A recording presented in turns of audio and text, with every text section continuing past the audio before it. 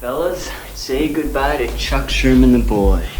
I am now a man. I highly recommend you join the club. We are doing the wild thing all night. Acid house music. Hey, what's up, everybody? This is Sherm. Sherman, I cook all this food. Is that all you gonna eat? General Sherman realized and understood the importance of house music. So, do you know anything about techno? No. Listen. Get it on.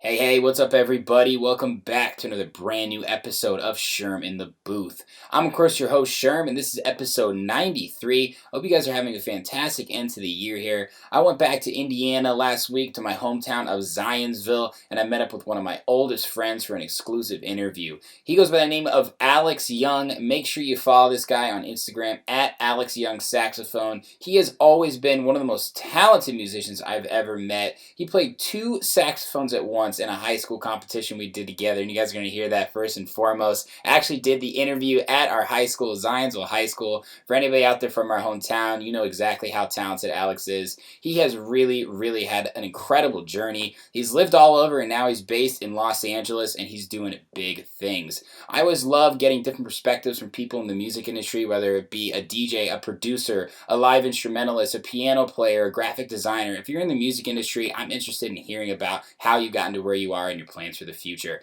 Alex is no exception. He is extremely talented and he has an awesome resume. I can't wait for you guys to hear this interview. Alex, thanks so much for taking some time on your break, man. It was great to see you, and I can't wait to link up with you again soon. I haven't laughed like that with an old friend in too long. Anyway, guys, let's get it on right now. Episode 93 with Alex Young. Dude, it's so great to be here with you. Like, an old friend of mine. We're right next to where Mr. Zionsville went down. Yeah, which we were in together. That was so much fun. Did you win Mr. Spirit? Yeah, of course. I feel like you did. Yeah. I was Mr. Talent. Yeah. And Dude! Yeah. Well, you played 2 fucking saxophones. I did. That's pretty dope. I feel like you're living life on the edge. DJ. Yeah, man. Chicago's been fucking crazy. It's been awesome, but constantly moving in a new direction. Dude, that's what I've been thinking about lately. Yeah. Direction. Dude, Like, you gotta focus, right? Yes. So, like, it's really easy to be good or okay at a lot, and it's hard to be an expert at 1 or 2 things. yeah. And that's what I'm trying to do. Like I said before we got on air, focus on making the podcast as good as I possibly can Yeah. without trying to be a great DJ, a great producer at the same time. Yeah, I've been thinking about it as like, I've spent so much time like just getting better in general at playing saxophone. Mhm. And like, just thinking like I just need to keep getting better and it's all going to happen. Yeah. But I've been kind of thinking I need to like set some goals, even if they're Yeah. just arbitrary goals or they don't even happen. At least I'm like moving towards something. Yeah, tangible goals, right? Yeah, like I'd set a crazy goal. Like I want to be on a late night show. Like that's my goal. Like, and I just did that Jimmy Kimmel thing. Congratulations. Thanks. But I want to like be like, you know, like in the Tonight Show band is like a dream. That's be like Okay. the dream gig of mine. Right.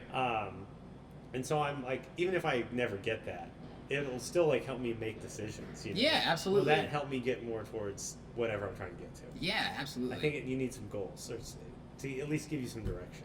When did that goal come to mind? Because, I mean, you started playing saxophone a long time ago, right? Was Yeah, it elementary school? Yeah, like 6th grade. So I've been playing 6th grade, middle school. Is that when we 14 did like years. the instrument selections? Yeah. You know, I wanted to play the saxophone, and I showed up late because we were late because of my mom. Thanks, Yeah. Mom. And I got the French horn, and I think maybe my life would be a little different. I remember you did play that. Yeah, I sucked. You really fucked around. That's what I remember. That's all I remember. It was me and Dom, okay? Yeah, and Tommy B, I think. Too. Dude, you know, what's up with Connor LaRue? He was incredible He was at French. incredible. Dude, incredible. He was great, and I don't even know if he plays anymore. Yeah, it's too bad. You know, that's stay in the game. You know, he could have been great even if he would have just stayed in the game. French? Are there freelance French horn players in LA? Oh, dude, there's everything. Yeah. There's so much work in LA. Yeah. There's so many opportunities. You know? So many opportunities. No, really, like, I play so many weird gigs. Yeah. Like, come play this jingle on a podcast. Or, How do you like, because, okay, a big question I have for you is like, in a digital age, right, where Yeah. streams on Spotify are how you can dictate someone's success. Yes. You don't have that. How do you get your name out there to get business Dude, opportunities? As funny, it as important as Instagram is, Yeah. you have to have an Instagram Yeah. thing. It's also word of mouth in Yeah. my business. Mm-hmm. Like, everything I do is all people hearing about me Yeah. through somebody else, Mhm. or just random shit. Like, so I play for this comedian Todd Glass, Right. and he's pretty famous. He's got a couple Netflix specials, and he's touring and stuff. Yeah. And I met him in a sauna in LA Fitness, like at the gym. I was just in the sauna, and him and another stand-up comic were talking, and I was just started talking to them. Yeah. And then he found out I played saxophone and was like, "You should come do my podcast." And I didn't know who he was, and I was like, "Okay, Yeah. sure." We're in a sauna. Yeah, I was like, "I don't know, man. Is this seems at your weird." home? Yeah. Yeah. And I did it, and this dude Andy Frasco was playing, who was a musician, and he's called me for a bunch of work since then. And I did that podcast, and it went well. And now, I've done weeks at the Improv in like the big comedy club in LA with Todd. I did the Jimmy Kimmel show a couple months ago because I met him in a sauna. It's like Life's crazy. no, it's so bizarre. It's super weird, and Yeah. God. it's all word of mouth. It's all like you just playing and somebody's there. I'm right there with you, and I do think it's almost a double-edged sword because social media is so oversaturated.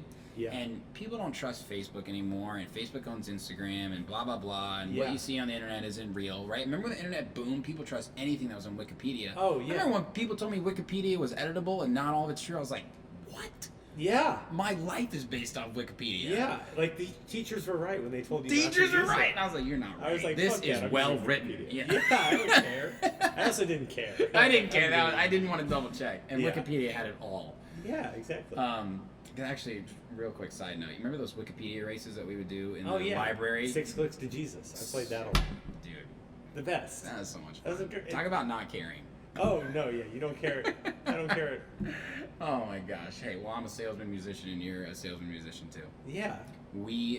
That probably made us. Yeah. 6 clicks to Jesus. Dude, not giving a fuck about things that aren't important to you. Is Yeah. important. We knew early on what mattered, That's exactly what it is. right? We're making it seem like we really knew what we were doing. When we were fucking around. Like, I know. I'm fucking around because I know I'm not going to do this. I Yeah, know that. yeah. But my point is that even like, especially in the music industry, you can buy followers, you can buy plays, and like Totally. that doesn't mean everything. And what you do trust now more than ever, because we don't trust social media as much, is word of mouth. Oh, totally. I mean, it's like This that guy with put his everything. word out there for me. Like I trust this guy, so I'm gonna believe this. It's like with everything. Restaurants. Like Yeah. like everything has a 4.5 star rating. Right. There's always one jackass who had a bad day. Like a shitty, like pho restaurant Mm-hmm. might seem amazing because it looks good on Yelp, Yep. but it's terrible. So Yeah. you just can only trust word of mouth now. Yeah, and creative field, whatever it might be, and that includes culinary.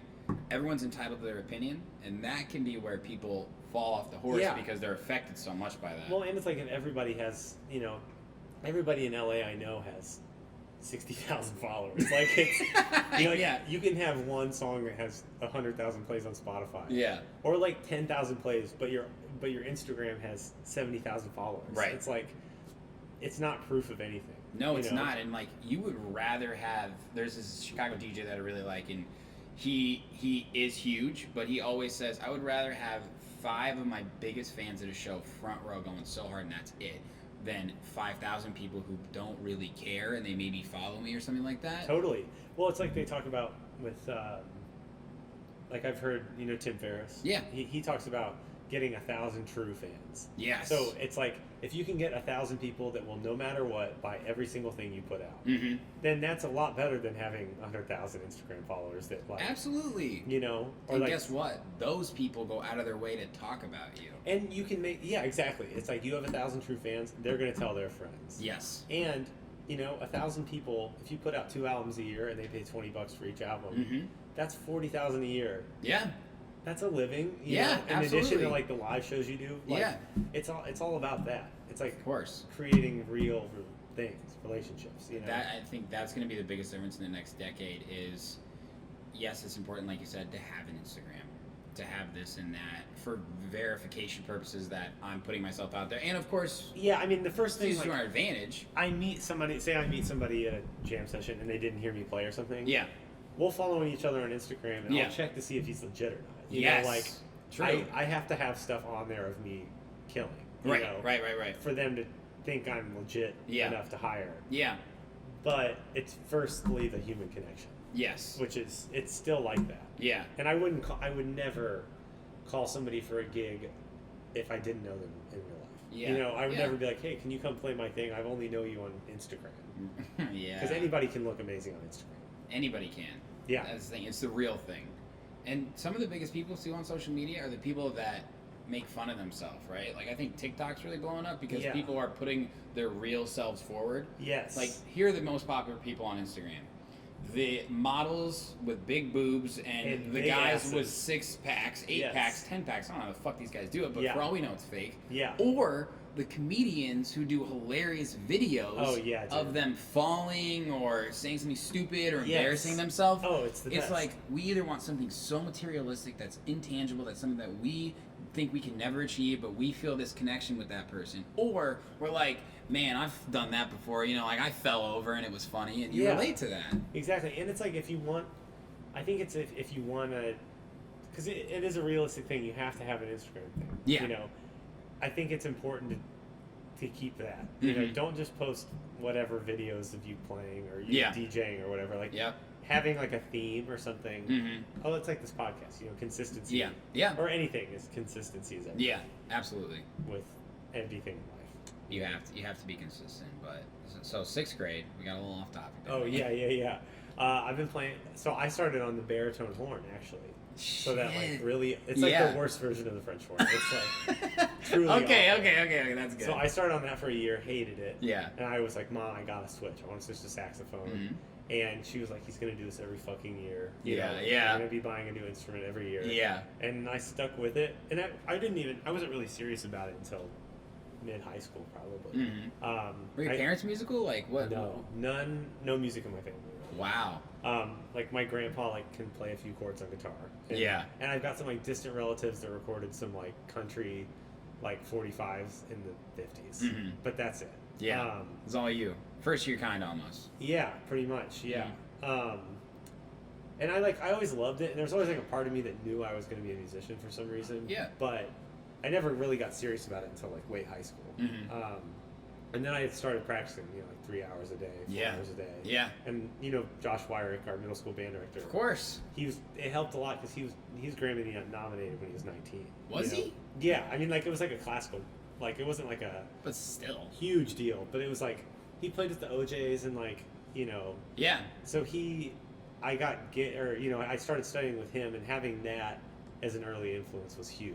You know, having somebody that had actually done it and played music professionally Mhm. and could help me get into college. Did you was seek huge. him out for help, or he kind of come to you, or Yeah, both ways? yeah. He was like finally decided to start teaching some private lessons. Okay.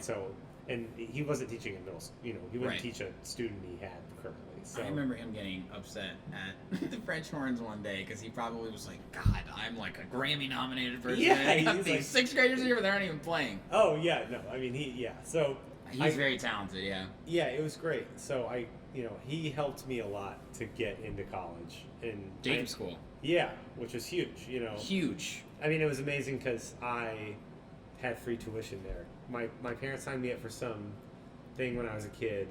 I don't even know, but it was like as long as I kept a certain grade point average and didn't get arrested, I got free tuition. So Damn, yeah. that's awesome. And it was in state, so it was like the best music school in the country. Is Yeah. in my state, in Mhm. Indiana, which just seems so weird. Is Jacob School =1? Yeah.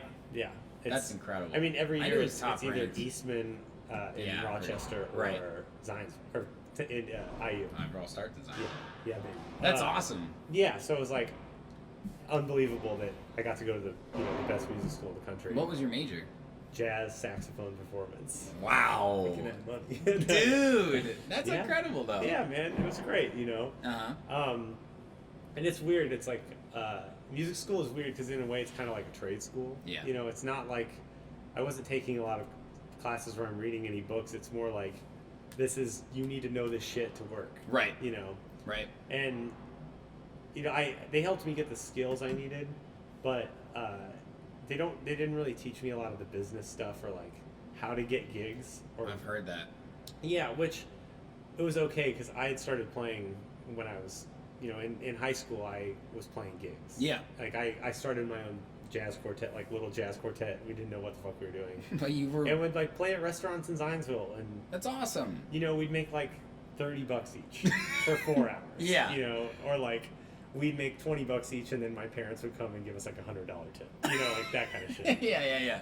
But we had to play music for 4 hours, Uh-huh. and we sounded like ass, but it made you better, you know. Yeah. And I understood kind of the general, like how to get a gig. Right. Oh yeah, sorry, I'm fine. No, you're good. No. Like how to negotiate pay or even how to find gigs, you know. Like There's a whole other side to it, right? Oh, it's everything. It's almost more business than music. It is. I mean, in a lot of ways. I mean, if you're going to make it a profession and make money at it, Yeah. it's like, it's really important, you know. And I think it was taking the time as like a freshman in high school, walking around to places and be like, "Can I play?" And they're like, "Well, we haven't heard you." So then we're going to make recordings. So then I got that knowledge, you know. It's Wow. like, yeah. So it's that part was kind of, I figured out myself, which is helpful. Yeah. Because it seems like a lot of people are kind of at a disadvantage coming out of music school because they're like, they're good, but it's like, well, how do I?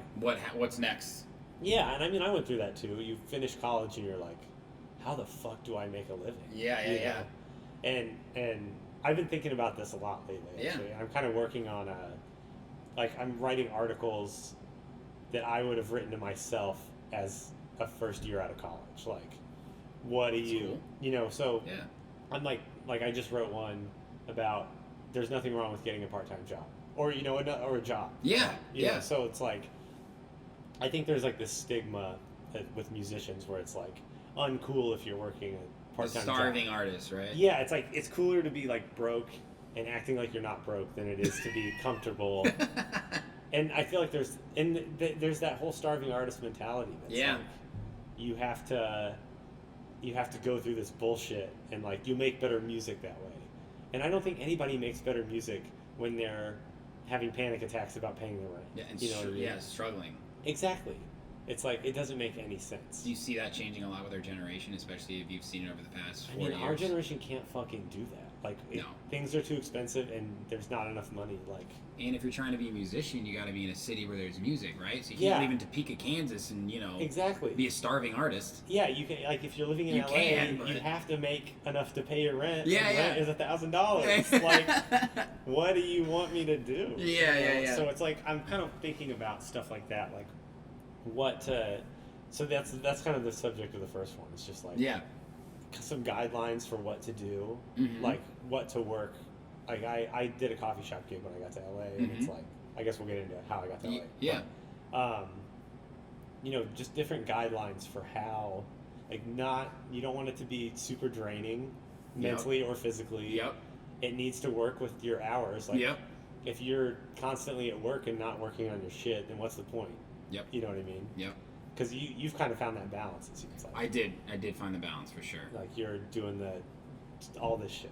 You know? You're like hustling. Logistics by day, DJ by night. Yeah. Podcaster by 24/7, you know? That's crazy. Yeah, like my coworkers, it's funny. They all come to my shows, which is hilarious, but you know, this is Sherm in the booth, and they'll say Sherm out of the booth. It's work for me. And I think it's a really interesting way to think about it, because I knew early on, and my parents, who've been very supportive of me, were very realistic. And said, listen, you need to have a job. This is great that you want to do that, but be realistic that not everything can happen right away. Yeah. No, it takes time, man.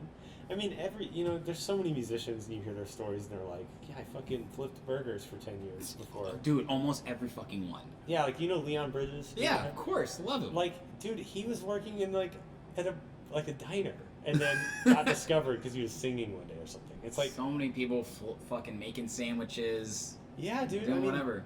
You gotta do it. And it's... I think there's, like, this... You gotta remove the stigma. Yeah. And it's like...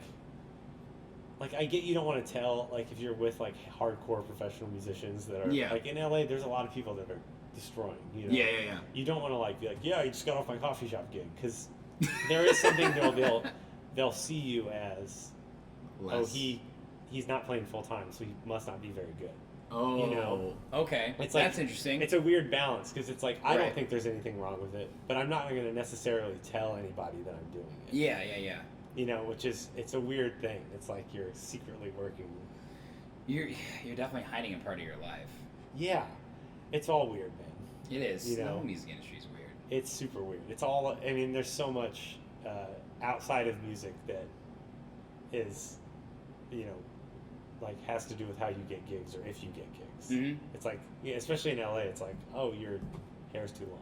Yeah, gosh. You're not wearing the right shoes. Yeah, I mean, you got a mustache, so that probably gets you gigs. I've been letting it go. It looks I need to good. get. I usually have this shaved too, so it's really popping out. Oh, I know. I love it. Thanks, dude. I think it's a starving artist look. Oh yeah. To save some food in my mustache. Oh my later. gosh. So you graduated Jacobs School. I did. You said you went back to Indiana for a little bit. I did, which is weird. Yeah. I think the first year. I don't know how you felt about. I would like to know, but Yeah. The first year after I got out of college was the weirdest fucking year of my life. It's weird. I felt like I was like gonna go back to college the next Yeah. day. Sometimes it's like, when am I going back? Yeah, I felt like it was like a lot of just like existential dread. I like that. I just freaked out. Like, what am I doing with my life? Like, who do I want to be? Like, I'm out here, there's no structure anymore. Mm-hmm. How am I going to figure out how to build my days and everything like that? Right. And I feel like I spent a lot of time reading a ton of books. Like, how do you do this? Yeah. If you're going to go full time with music. Right. Like, there's this book, Daily Rituals, that I recommend to everybody. Okay. And it's just hundreds of artists, poets, authors, their daily routine. It has nothing to do with what they made. It's all just like, I get up, I eat breakfast, write for 2 hours, go on a 2-hour walk, write for 3 more hours. Yeah. And I spent a lot of time trying to think about how I want to build it. Yeah. Because I've seen so many dudes. This is another thing I'm writing about. It's like, I love this. so many musicians are bummed out and depressed. Yeah. And they shouldn't be, in theory, because they're playing what they love to do all the time. Yeah. Why are they bummed out? Right. And I think it's because of the way you live your life. It's like, if you're not waking up till 4 in the afternoon every day, and you're staying out till 4 in the morning, and you're eating like shit because you're eating Philly cheesesteaks at 2 in the morning, like, obviously you're gonna feel like shit. Yeah. Because you have nothing to do with the real world, so it's hard to make real so connections. True. You're a product of your environment.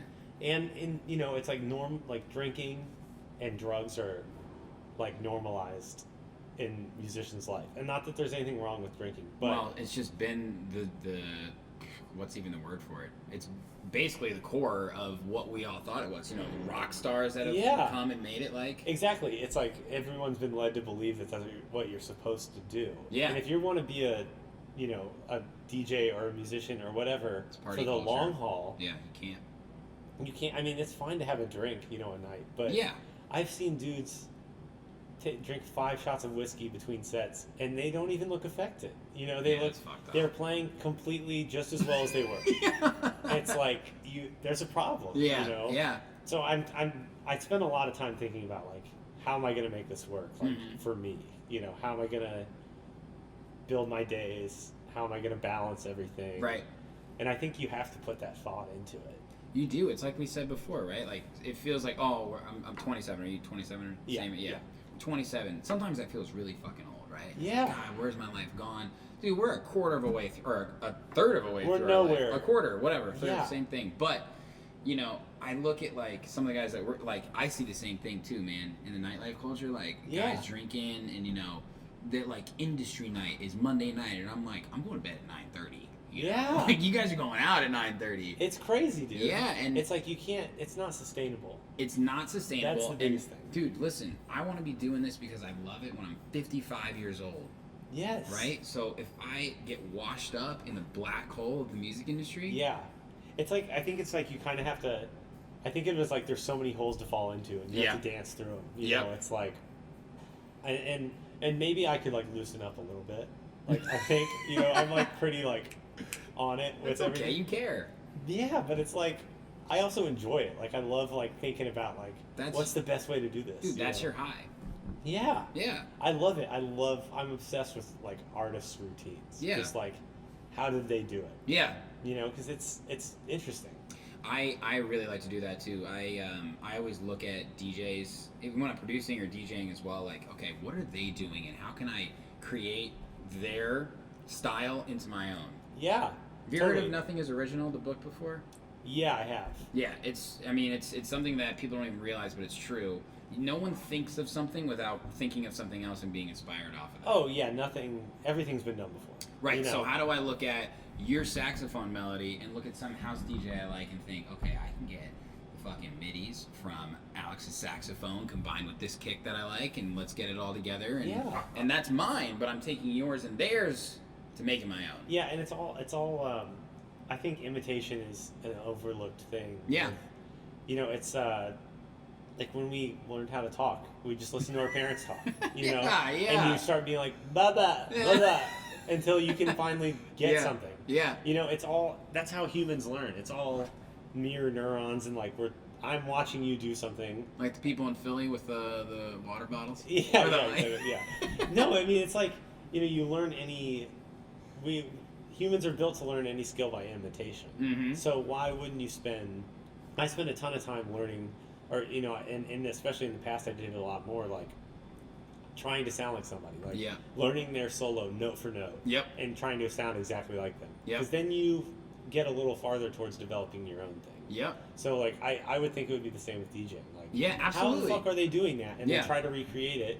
And maybe you don't even, but you find something else that might be you. Exactly. You know? Yeah, I mean, especially with being a DJ, right? Like, yeah, you play your own music, but you play everybody's music. And I think Yeah. imitation is the purest form of flattery, and I really appreciate that when I do DJ. Yeah. Because there's DJ I love, his name's Laid Back Luke. He's one of these guys that has been in the game for a long time, right? Yeah. He started DJing when he was 17 years old. I think he's mid-40s right now. Damn. And he still fucking crushes every single set. And one of his rules is never play the same set. Wow. So I always try and think that, take his model, right? Yeah. And think, okay, I remember one time I saw a DJ, and I love going to shows because I enjoy it, but I also kind of like, not critique, but like analyze and understand. I get it. I totally get it. I can't not do it at this point. I know. I spent a lot of time in my life stressing about that. In the Like, beginning, I was like, that could have been a better transition, But I'm Yeah. like, shut the fuck up, Matt, Yeah, no, I get that. And I think it's just a product of it. Like, It is. I mean, I can't not hear. Like if I'm live, I can't not hear that somebody's flat or sharp, or yeah. even like the chords. Like Yeah, it's like an involuntary thing. I'm like It major is. 7, minor 7, like it is. that 3 6 2 5 1. Like I can tell what chords they're playing, and it's Yeah. like, I can't But help that. learning from other people's mistakes and successes too, Yeah, whether it be a live band or a DJ set, I'm I mean, it can always trying save to you a learn. lot of time. It you can know? save me a lot of time too, for sure. And I can think to myself, or I can think back to a time where I've had success with something. Like entrepreneurship, I've really just grinded it down to its fucking core. And it's being able to learn from your mistakes and never give up on your goals. And what can you learn from your mistakes to get to your goals? Because you're responsible for your successes and failures, nobody else. Yes, totally. Well, and it's what's weird nowadays is everything. I feel like development of just the human race is like Mhm. accelerating like crazy. Oh Because my gosh. we went from maybe it was like me and you, like say we were both trying to become DJs in Zionsville. Yeah. We had just each other. Yeah. And records. Yeah. You didn't have like a master class with Steve Aoki online, Seriously. or like or you couldn't go learn film scoring. YouTube online. wasn't what it was these days. I mean, it's you have access to the world's learning now. Yep. So shit is like that's why you see like we were talking about, you see these like 16-year-old DJs like Yeah. killing it. Yeah. Because you can start when you're 11 watching YouTube videos. Yeah. And you can be slamming by the time you're 16. Yeah, you know? you got nothing else to do. Yeah. So it's like you exactly. Yeah, you got know, time on your hands. Like you have soccer practice. Yeah, Like, what the yeah. fuck? But you take. I think it's like having access to those learning things is so valuable, and learning from other people's mistakes. Yeah. And if you can hear, instead of hearing it from some dude that DJs on weekends in Yeah. Zionsville, Yep. you're hearing it from the greatest to ever do it. Yes. Like Steph Curry has a fucking masterclass about Yeah. shooting. I love A the basketball. masterclass. I watched that. I did. I got it for my mom for Christmas. Dude, I watched the Judd Apatow, like, how to write a screenplay. Why not? You know? Why not? Exactly. I'm gonna fucking, I think, so there's one that's an FBI hostage negotiator. How to negotiate. I'm gonna fucking watch that That's shit. insane. Yeah. Dude, I wanna learn from Well, this it's all guy. about like I don't get the whole thing like I think cross pollination is so good, like learning other skills, like I think is so you never know how to valuable. apply, yeah. Well, I feel like because I learned how to play saxophone in college, and like I got like a degree in how to learn how to play saxophone, and Yeah. and I learned how to practice. Yeah. Like, that was the main thing I learned. It wasn't really, like, the saxophone stuff. It was learning how I learn and Yeah. how to learn. Yeah. Because I don't think a lot of people know how to do that. Yeah. You know, I think a lot of people think, like, they start anything. Like, I'm going to learn how to bowl. And they suck at it, obviously. You know, at the beginning, they're shitty. Yeah. And everybody's shitty. Yeah. And I think you have to, like, there's this stigma, like, oh, I'm just not good at it. I guess I suck at that thing. Yeah. And you have to be comfortable with sucking to get better. Yeah. So it's like you learn how to learn. And once you, like, now I feel like I can pick any skill and I get how to get better at it. I Yeah. might not be great, you know. You've got a template. Exactly. It's like, yeah, maybe I'm not naturally built to be like a great bowler or something. Yeah. But I understand that, like, you have to have a form, you know, Yeah. to how you bowl, and you have to, like, try to be consistent and Yeah. like find ways to get better. Yeah. And now, since I've learned that from one skill, I feel like I can translate it to others. I love that. Learning how to learn. Dude, it's the most important thing. If you know how to learn, you can do anything. That's like, you don't have to be great at anything. You just have to know how to learn. That really resonates with me. I like that. Yeah, I haven't dude. heard it said so simply. Yeah, dude. I mean, that's what's important. That's what you're trying to learn. You know, learn how to learn. That's what you're trying to learn, learning how to learn. Exactly. Gosh. So you moved to Indiana, you got to Philly, you did some gigs there. What was the path like from Philly to LA, and why'd you make that decision? Okay, so I lived in Indy. Yeah. It was weird. I was living with my parents. Did your time. I did my time. I was playing gigs. You know, it was good. I played a lot of gigs, which is good. Yeah. Because all experience is good, even if it's not fun. You Yeah. know? Definitely. Like, wedding gigs are not my favorite thing to do, but I try to take the attitude, I'm going to learn something from it. Yeah. Or I can at least try to play well myself, you know? Yeah. But my girlfriend and I at the time, well, she's still my girlfriend. Yeah. She applied for a job at Urban Outfitters. Yeah. Their headquarters is in Philly. Okay. And she applied also to some places in Atlanta. And it was kind of going to be like, whatever she gets, that's where we're going. Sure. Because that's kind of the two cities we thought we might try out. Yeah, and you didn't really care. You were Yeah, looking it's to get like out. Philly. Some people had told me Philly was cool, and I knew Atlanta was cool because they're starting to do a lot of TV and shit there. Atlanta is cool. Yeah. Yeah. Dude, can I have a drink of that water, by the Yeah, way? bro. So we. As much as you want. How do you drink? Oh, Suck it. I call it the glug glug. Just go glug glug glug glug. all this talking, I'm getting a dry throat. Okay, I'll leave it here, press. Oh, thank you. Yeah. So, brought to you by Yeah. Glug glug. my Glug Glug. No brand names. So, she got a gig there, working at the headquarters for Urban Outfitters, and I just went there to play. So, I had never done that before. You know, I'd always known people in Indy, and I'd lived there, so Yeah. I was able to find gigs. But in Philly, I didn't know nobody. You know, I knew a couple people or like I knew friends of friends. Yeah. So it was a good challenge to get there and figure out how the fuck to make money. Yeah. You know, so True hustle. yeah, really. I mean, you kind of have to come in with a plan. And that's kind of another thing I'm talking Planning out about a with plan. those articles. Like, how do you move to a new city and find gigs? Yeah. Or like, you know, what's the lowest rung to jump up to? So like, I got to Philly and I just started cold emailing like Nice. wedding band companies. You Yeah. know, like, hey, I'm just moved. Here's some videos of my playing. Like, if you need a sub, I'd love to do it. Awesome. And luckily, I got hooked up with a couple. So Cool. I had, you know, corporate event, wedding Yeah, stuff yeah. every weekend. Okay. And, you know, in Philly, those pay like $250, $300 a pop. So Okay. I can play 2 of those a weekend and do pretty well. Yeah, You know, yeah. pay my rent and have a little left over. Right. It was like that, you know, looking up music, like music shops and just hitting like, hey, I teach flute, clarinet, saxophone. Can I come, you know, if you ever need subs? It's always like, if you need subs. Or if You're being respectful. yeah, Not I'm trying not to trying take to anybody's take place. Exactly. I'm not trying to come in and take gigs, you know, Yeah, yeah. because that will not help in the long run. You No. might get gigs faster, but in the long run, people are going to know you fucked them over. You Yeah. know? Yeah. I like You don't that. ever want to burn a bridge. Yeah.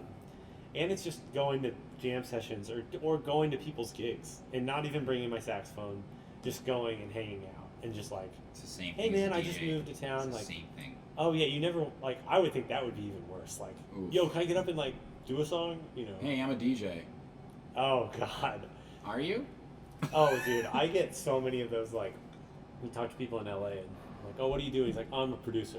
Yeah, I'm yeah. like, what do you mean? What do you Like, mean? So you produce music, like Yeah. for albums and stuff? He's like, oh yeah, no, I just I make beats in Logic, and I'm like, Sweet. that's not like. I don't get. I even don't get what music production is. Like, I don't understand. Like, when do you call yourself a producer? 'Cause Yeah. It's like That's if you're fair. just making beats in Logic, that doesn't seem like you're a producer to me. By definition, yes, but by societal standards, Like- I'd say maybe let's get some fucking stuff out there. Or before I they just say that. they're a producer, and I'm like, what do you produce? It's like things, man. Whatever. Like, Beats. I make things. I'm a maker. Beats. I'm like, I'm a what? maker. What the fuck is that? LA sounds funny. It's goofy. I mean, it's great. There's so much shit there, but it's Yeah. goofy. Oh, we'll get to it. Everybody's got 10 jobs there too. Yes. Oh, yeah. Everybody. They're like, yeah, you know, I produce records and I'm an do actor, photography. improv. I'm an actor. Also wait tables. Yeah, exactly. Like, which one makes you the money? Yeah. But yeah, I mean, Philly was great. It was a good learning experience because I never gotten in. I'd never been thrown into the deep end Yeah. without any Absolutely. life preserver. No one there to It's- help you. Yeah, and so I mean, it was a tough year. It was Yeah. like I didn't want to be playing only wedding gigs. Yeah. It's like they're fine, but Yeah. they're money makers. They're not. I don't do it because I wouldn't play them if I didn't have to. Yeah, yeah. And I got some cool I got some cool gigs, but it seemed like there was a ceiling to what you could do. Mm-hmm. So we kind of both decided, my girlfriend and I, Philly's not the place. Yeah. Let's move to LA. Okay. Fuck it. So that was like a mad dash, because I had broken my ankle in Philly. Yeah. So the last 3 months I lived there, I couldn't walk. Oh my god, you're ready to go. Yeah, so my girlfriend was driving me to my wedding gigs and helping me on crutches to my seat where I was gonna play. Oh my god. It was dark, dude. Yeah. I was in a fucking cast, like trying to dance Yeah. during wedding gigs, and and luckily they let me play because I wouldn't have had any money otherwise. Yeah. So that was like a mad dash. Like I drove a bunch of Lyft, and did a bunch of wedding gigs to try and make enough money to have money to do a security deposit and a down payment, or, Yeah. first and last month's rent. In Yeah, LA. yeah, yeah. So it all worked out. It was fine. We got to LA, and I don't know, where am I going with this with LA? What are you doing there? Well, I did the same thing, and it's kind of like a higher stakes game. Cheers. Glug. Yeah, I got to LA, and it's a higher stakes game of jumping in the deep end again, and there I was freaked out about money because it's fucking expensive. Yeah, it's a lot different. So I was like, I probably need to get a part-time job. Okay. So I got a job at a Korean coffee shop. Damn. I was the first white person to ever work there. Ever? Yeah. They oh, let yeah. you know that. Oh, they Yeah. were pretty weirdly, pretty weird towards me. Yeah. Like after my first not set. I'm just too used to music. Yeah. What's it called? Your first shift. Yeah. My first shift at the coffee shop, the manager took me outside and he goes, "Yo, you're the first white person we've hired, so if you fuck this up, we'll never hire a white person again." Damn. I was like, what the fuck? It's a coffee shop. Like, how am I gonna fuck this up? Yeah. It's a coffee shop. So, I mean, the first year was just hustling. Like, I was opening the coffee shop at 7 a.m. to 2:30, going straight home and practicing, and then going to jam session until 2 in the morning. Yeah. Or, a wedding gig on the weekends or whatever. Right. It was just, it was a grind. Yeah. For sure. Another thing that helped me, Bob Reynolds, he's a saxophone player. He plays for John Mayer. Okay. And Snarky Puppy, have you ever heard of them? Yeah. He plays in Snarky Puppy, and he's got an online teaching thing of 400 students. A ton of students. Damn. Great guy. Yeah. He's kind of my idol as a saxophone player. Okay. He's kind of who I want to be. Okay. He tours with all these huge artists. He's on The Voice, all these shows all the time. He's got this online teaching thing of tons of people. Yeah. And he's, they're paying a subscription to learn from him, and he's putting out content like this. He's making videos, Awesome. And I kind of hit him up my girlfriend and I kind of become friends with him. She had bought me a lesson with him when we were in LA once for my birthday, which was sick. This is awesome. Best lesson of my life. Yeah. And then we went to, when we were in Philly, we'd go to his shows in New York. And then we happened to see him in Italy when we were on vacation there. He was playing with Snarky Puppy. And, we just hit him up, like, what's up, man? You want to hang out? Yeah. And we hung out, like, all night. And that's awesome. So when I got to LA, I trying to use all my resources. I hit him up and was like, hey, man, like, I have nothing. Like, I don't have any gigs. If you want me to just, like, address CDs or something. Or, like, put CDs in envelopes. Yeah. Or, like, I don't know, do your taxes or something. Like, I'm down. Get you coffee, yeah. Yeah, whatever. no, really. Yeah. I mean, and he, luckily was like, I actually really do need somebody. Can we, get coffee? So I met up with him and I started working for him, and it's been amazing because he's kind of my idol. Yeah. And it was a huge learning curve. Like, I've learned, a lot of video editing. Cool. How he kind of does this whole thing, and when he puts out a new record, he'll send me the music and I'll make the charts for it so he can sell those. Like, wow. Yeah, it's a lot of really cool. You're getting incredible visibility into the business side, huh? Yeah. So it's just helping him with whatever, It's like he needs to mail some CDs, I'll run and mail them, or somebody's having a problem with like the billing online or something, I'm helping them do that. Yeah. But then, in the in-between moments, I'm like, hey, what? I'm practicing this. How should I do it? Like, so it's like trying to find mentors is I think really important. Huge. Yeah, I mean, finding people that are better than you, and having the humility to learn from them. Yeah. Because it's hard to be like admit you don't know everything. Right, or something you've been doing that you thought was right, and someone's saying that's not how you do it. Oh yeah. Oh totally. Or it's hard to get over. Yeah, or and I, like, it's hard to learn. I've been fired from gigs for random shit. Like, yeah. Or I like weird things. Like you didn't do this specific thing that we were thinking you'd do. Or like, don't play like that. Yeah. Like And you thought it was like, yeah, it's a great performance. Yeah, and it's always sometimes it's like just a miscommunication, or it's like you think they're looking for something. Like you're not. Like I had a situation. I was playing in this wedding band, and a lot of wedding bands want you to like really goof off and like be like in it and moving around a lot. Yeah. And they kind of like emailed me and were like, hey, we just want to make, you're doing great. We just want to make sure you're acting professional on stage. And they wanted the opposite. They wanted me to just like be pretty still. Yeah. And like every other wedding band I'd played for, it wasn't anything I could have known. It's a wedding. Exactly. Yeah. But that was their style. Yeah. So it's like doing the right thing. And sometimes you don't know, and shit's gonna happen. Yeah, You're gonna get fired from shit. And, you gotta roll with the punches. But so I was like working for Bob, doing the coffee shop, playing whatever gigs I could get for the whole first year and a half. You know? And I'm still there. I've only been there 2 years. I'm still hustling. You know? I'm playing a lot of wedding gigs. I'm doing a lot of random fucking gigs. It's been 2 years now, though. Yeah. Coming up on 2 years in like a few weeks. And you said now you're kind of starting to feel something happen, though? Yeah. I'm definitely starting to get steadier work and better work. Okay.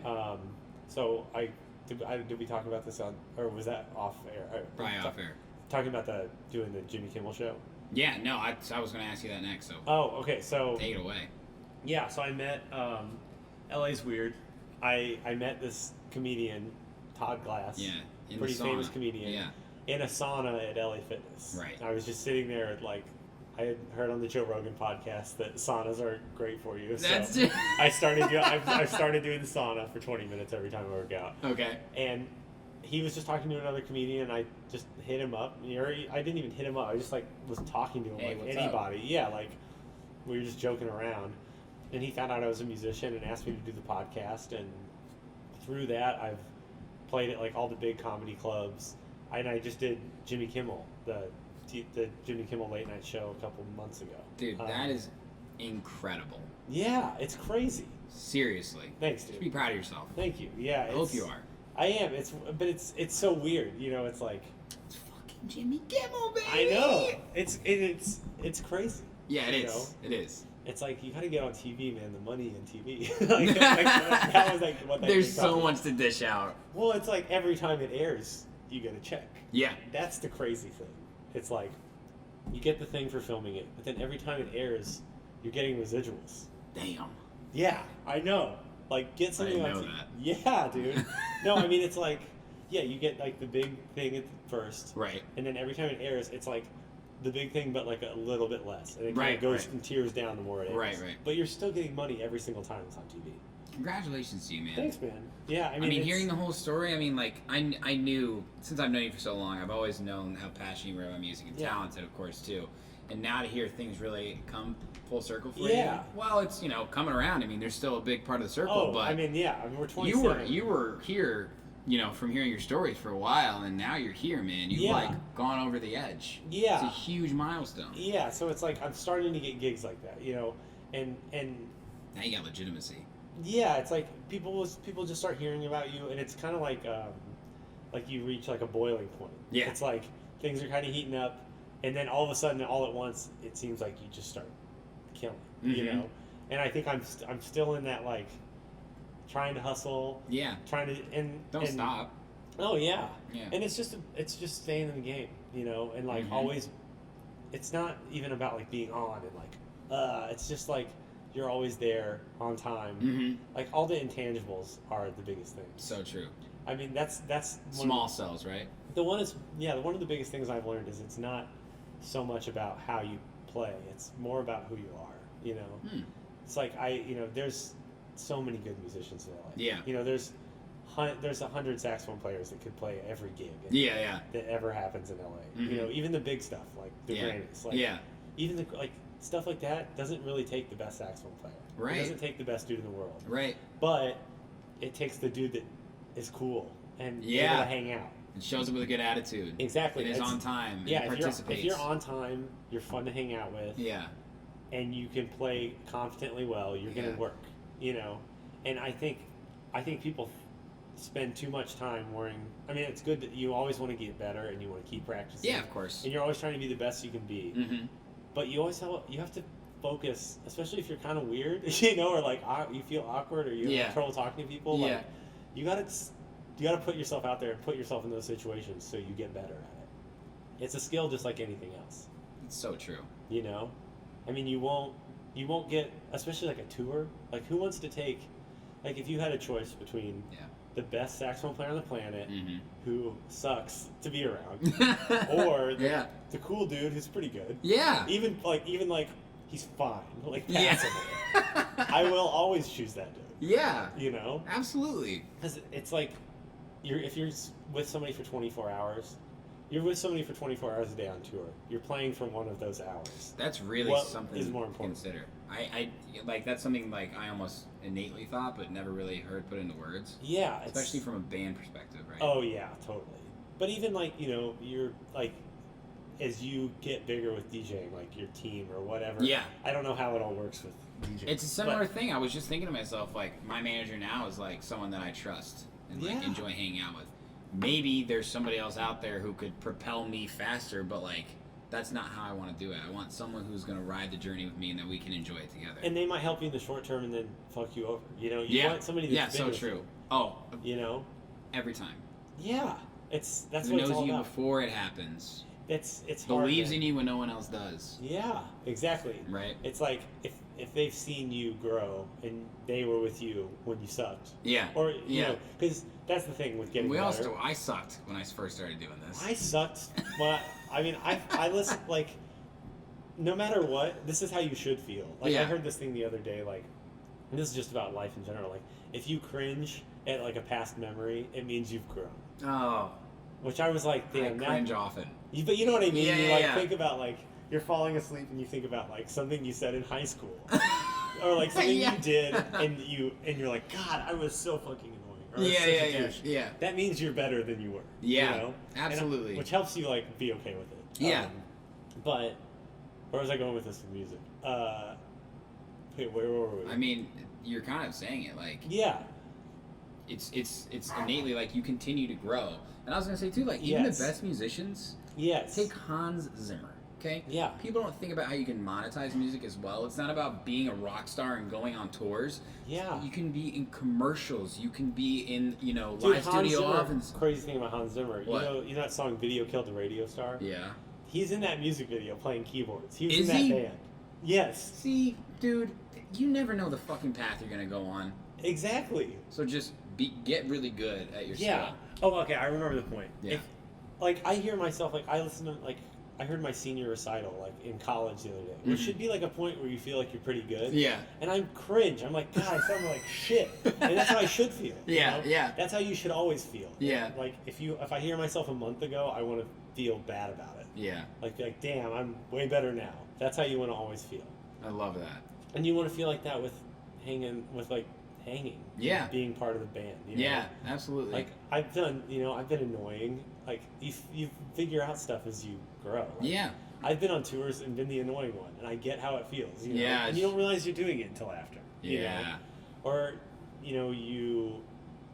you're negotiating a pay for something and you fuck it up. Oh. And then you never do that again. And that happens. Oh, yeah. Because you see it before it happens now, right? Yeah. Oh, yeah. But only until, some things people can drill into your head, like a mentor or someone Yeah. you trust, and they'll say, do not do that, I'm telling you. That doesn't happen all the time, and a lot of times you'll think, you know what, I can figure this out on my own, and you don't realize until after it happens, you're like, that was not the move. Yes. Right? Yeah. And then you can see it coming next time it happens. Yeah. Because it does. It's all a journey. That's all it is. It is a journey. You It is know. a journey. And trying to think how you're going to keep it up. Yeah. If you want to do this full time, it's like you think differently. Well, what's the goal for you right now, then? We're getting sexy in here. Oh, right when I said, "What's the goal for you now?" Oh, yeah. Now we're gonna get I want to do serious. music for porn. And now we're gonna. Oh. Dude, I mean, there's probably You a lot could of probably money make a in it. fucking killing there. Porn's $1 billion industry. Billions. Yeah, Yeah. I would. Hey. So wait, what'd you ask me? What's next? Yeah. Dude, just keep growing. Yeah? You know? I kind of think about it as I feel like I haven't really thought. I'm trying to think more goal oriented a little bit, Mm-hmm. but I've kind of always thought about it as just working hard continuously. Yeah. You know, keeping up the grind. I don't really like calling it it's just it makes it sound bad. It makes it sound not enjoyable. Yeah, it's I want to keep up the journey. You know, I always want to keep practicing and trying and enjoying it, Mhm. and what may. You know. Yeah. But that being said, you have to have some goals. I've realized. Yeah. And having some type of direction you're moving in Yeah. is really important because I Yeah. don't think I did that for a while. I was like, I'm cool, I'm happy, playing music. You know, Right. I'm having a good time, Right. and That was maybe a mistake you made, right? I think it is. Yeah. I think it is. I think I thought, my girlfriend really kind of made it plain to me. She's like, you haven't set any goals. You know, you're kind of just like, I'm fine playing music, and so that's what the universe is giving you. Yeah. And so Yeah. you're playing these wedding gigs, and then you're not enjoying them. Law of attraction. Yeah. Yeah. Yeah. It's I think I kind of had the mindset, I just got to stay in it, and it's all going to work out, and I'm kind of open to everything, which is good. You want Right. to be open. Yeah. You know? You were having fun. It's not like you didn't Yeah. enjoy yourself. Yeah, and I'm getting better. I feel like I'm growing, but I think it would help if I had some I want to do that, because then you start thinking, I was telling you, I would love to do a late night talk show band. Mhm. That's what I want to. And somebody has to get that gig. You know? Somebody, and who says it can't be you? Exactly. Right. I think too many people are that would be awesome, and that's all they do. That's but they don't Absolutely. think. They don't think. I've kind of started writing down a goal list like this. Good. And then generally, what would you do to get that? You. It's so funny to talk to you, who is even in a different part of the music industry, but you're saying such similar things, and something that really clicked for me is there's a big difference between people with ambition and drive. Everybody who's in the music industry has a lot of ambition, right? I want to be Yes. big. I want to play this stage. Yeah. Do you have the drive to do that? Yeah. And when you come to a road with a fork in it, does this decision help you get to your long-term goal, or does this one? Or do you not even know and you just take a left because your fucking blinkers on accidentally? Yeah. Oh no, I mean it's I think You've got the drive. the way my girlfriend put it, Yeah. Catherine, was she was like, you've got the engine, but you don't have the track. Like, you're the locomotive. Metaphor right yeah, there. like, you've got the locomotive, but you can't go if you don't have anywhere to go. Yeah. You know, so you have to like lay down some type of direction to move in, even if it's like right now it's like I want to be in a talk show band, you know. But maybe I get a little farther down that and I do some TV, and then I'm like, I don't want to do that. Right. What's another goal? But I got that much better by doing that, and I'm acquainted with that industry. So if something happens in the future, and maybe that goal's not so far away. I know it's crazy. You've already kind of done it. I mean, like, yeah, you've I've done live tasted TV. It's like and it's, you know, you never know how anything's gonna work. Maybe I get to that gig and then I do it for a few years, and then that makes me realize I want to write music for like TV or movies, and then I know how the business works. Yeah, and then it's a new skill. It's all, you know. You never know how anything's gonna mesh up later in life. So true. That's kind of how I try to see everything. It's like every experience, I'm like, you don't know. Even when I'm like, if I get dark on a gig or something, I'm like, this gig fucking sucks. Yeah. You know? Yeah, you learn from it. Yeah. Even if it's just you remembering, like, this gig fucking sucks, so don't do it again. I agree. Yeah, I'm not much of a religious person, but I do believe that everything happens for a reason. If you believe in the law of attraction, I definitely do. You know, I mean, it's like, if you think positively, I like the Eckhart Tolle, like The Secret, like, there's something to it. Like, if you think it's gonna happen, then it's gonna happen. And I've seen too many people be dark and nothing happens. And then they stay dark. Yeah. You know. Yeah. It's like, and I think it's, you kind of have to ask for it in a weird way. I think, like, I don't. You literally have to ask, though, Alex. Like, you have to ask people for opportunities. Nothing's gonna come to you. You have to ask the world for it. You gotta knock on fucking doors if you have to, man. Yeah. I mean, even just saying it to yourself helps. You know. Yeah. I want to fucking play on late night TV, and then maybe something starts shifting. Yeah. Like, I'm not religious either, but there is something to it. Like, the universe is there to help. Something. There's something. There's no way, you know. It's like some type of karmic thing. Something is helping you, and I think once you say it, then you start thinking about it as it could be a real thing. Yeah. You can choose any fucking goal. It doesn't matter. And even if you don't get to it, you'll get to something. Mm-hmm. It's kind of how I see it. Higher step than you were before. What do you, like, so the DJing thing, like, what are you thinking? You're doing the podcast, you're doing everything. Right. So you're in a lot of different directions. I'm in a lot of different directions, and this is something that we talked about before too, but really trying to focus my line, right? Because I've got a lot of different ways in the road of things that I am passionate about. Yeah. I want to create my own lane, fucking build my own highway, and that's radio, television personality with the podcast. I love talking to people and interviewing them, and this is, you probably haven't had a conversation like from front to back like you ever have before right now, right? Yeah. And I love bringing that out of people because it brings something out of myself. It's a true curiosity conversation that I have with people. I'm genuinely interested in learning about how you got to where you are now and what you're going to do to get to the next step. And what we were talking about, you know, I learned from you, you learned from me. Exactly. Like, you did this path. Yep. And that might make me think like, oh. All of a sudden, our paths were like this, and then went like this, and now we're like here again. It's like, exactly. We're waving each other in cars. Yeah. Hey, what are you doing here? Yeah, exactly. And I mean, I think it's like, I think it's cool that you're doing so many different things. I forget what I was listening to, but I was talking about Joe Rogan. Yeah. Like, no one can replace him. No. Like, you're never gonna replace, if you are this specific, you know, and have this many interests, like. Yeah. Like anybody, and I've been thinking about that more. It's like anybody can be like the saxophone player called for a gig, but it's important to like be you, because you can't replace you as a person. Exactly. You know? Like if you're the dude that DJs and hosts a radio show, and is interviewing people and doing all this random shit, no one's gonna like replace that. Yeah, of course. That's kind of how I think about it. You've really taken the words out of my mouth. Like it truly is me trying to do something that's unique. Sure, people have interviewed people before, people have had a podcast, people have DJ'd before. Yeah. But, like, have people really taken the time to, let's just say, prospect my interviews like I do, you know? Like, I've interviewed a lot of people that don't have any followings, right? I've interviewed people who have big followings. Yeah. And it's about getting down to the core of who they are every time. Yeah. To figure out, it's about inspiring others, man. People who listen. Like, I always try and figure, who am I serving? Like, who's my audience? Target the living fuck out of them. Yeah. And market to them. Yeah. So it's as simple as that, although it's more complex. Oh yeah, I mean, there's You know. there's so much, like with saxophone. There's so much, yes, I practice every day, but there's so much specific shit that no one except me understands. Or no one except another big, Yeah. they would.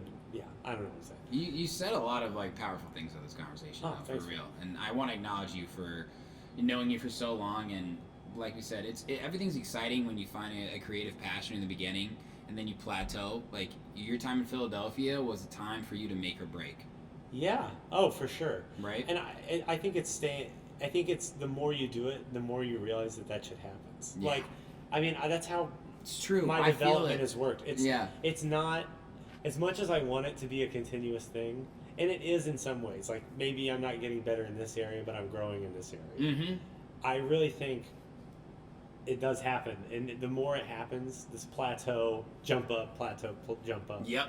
It's why a lot of people stop. Is that plateau stage? Exactly. Because nothing's as exciting as it once was. And if you get through it a couple times, then you know it's happening. So you know? true. I mean, I practice every day. I practice for 2 or 3 hours every day. Mm-hmm. And I will go through 2 months, or a month where every day I'm practicing, I feel like I'm slogging. I'm like, it's like, feel like I'm lifting weights, and I'm like,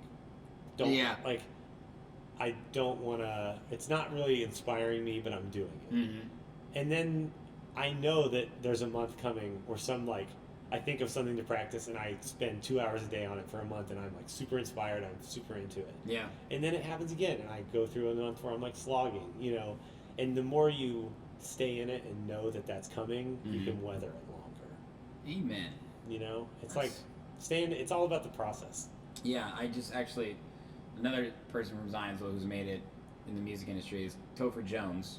You may remember I him. don't even know who that is. Yeah, he was years older than us, but he is a worldwide DJ, and I just hosted an event at this great Chicago venue and booked him for it, and I interviewed him before. Nice. And he literally told me this Christmas will be 20 years since he got his first turntables, right? But this guy said, he goes, people ask me all the time, how long is it going to take? How long is it going to take? And he literally said, I have no idea. I've been doing this for this long, and I still am not where I'm at, or where I want to be. Yeah. He said that to me, and I was like, dude, yes. It's a weird zen. Like, I feel like a lot of Asian cultures kind of have it right. It's not, it's the journey, Yeah. And you're never gonna want to be where you are, or you're never gonna be where you want to be. Yeah. And you have to appreciate that. Yeah. And it's part of that's the love of it. It's the process. I think that's important. That I think a lot of people don't get. Mm-hmm. You have to like it's not about liking playing the huge shows. Yeah. It's about liking, obviously you're gonna like that. Mm-hmm. It's about liking the hours alone I'm spending in a practice room with my saxophone. Yeah. It's like, if you don't like that, then this is not the game for you. Yeah. It's like the 76ers, trust the process. Yeah. It's the thing. You got to stay in it, and it'll pay dividends. You just have to do it. It's so true. Yeah. All these guys who make it big, you always see the pictures of them pretty much by themselves in their room, right? Yeah. Loving it. Yeah, and I mean, I'm super social. It's not my favorite thing to be alone. Music school was me alone in a practice room a lot of the time, But you knew. I knew that it's that you have to put in that time, and you have to love it. Even if you don't always love it, Mm-hmm. you have to, there's going to be times where you just can't believe you get to do it, And there's going to be times where you're like, I don't fucking feel like doing this, but I'm going to do it. Yeah. And the habit helps. you Yeah. know? If you've done it for, I've been practicing steadily for 10 years. Mm-hmm. Putting in hours every day, it's harder for me to not do it. You I guys, feel like fucking Bob weird. have been doing it for God knows how long, right? I didn't play today. I had yeah, exactly. Yeah. I had my family was over today. Yeah. I didn't play today, and it feels weird. I feel weird if I go. I haven't gone 4 days without playing in 10 years. Oh my gosh. You know what I mean? Yeah. I take it on all my vacations, and I might take a couple days off, and then I'll get it out and play for 20 minutes. Yeah. Real quiet in the hotel room. Yeah. It's there's something about it. It's Oh, that's maybe it's a awesome. little OCD, but maybe I'm a little addicted to it. But It's your laptop to bring to produce with wherever you go. yeah, It's the difference, man. yeah, it's like Everybody's got their vehicle. yeah, and it's there's a certain like zenness to having something you do every day. I think that's important. Sounds like that Korean coffee shop really got to you. Yeah. Yeah, I mean, like, it's people need something. You know, you need something that you're into and that you do every day. I think daily practice of some sort is super important. Like whether it's running or working out, lifting weights, or fucking playing piano or playing Warcraft or something. Like something that you have that keeps you in the day, I think is important. I love that, man. This has been such a great conversation. I just want to end again by saying how much respect I have for you. I know the hustle. I mean, you're in, I could say lane and lane again, but you're in the music industry with me, and it feels good to have someone I know that is hustling and is doing whatever it takes to achieve that dream. Thanks, dude. So kudos to you, Alex. Yeah, man. Give me a handshake. Put her there. Good time. Mwah, mwah, mwah, mwah.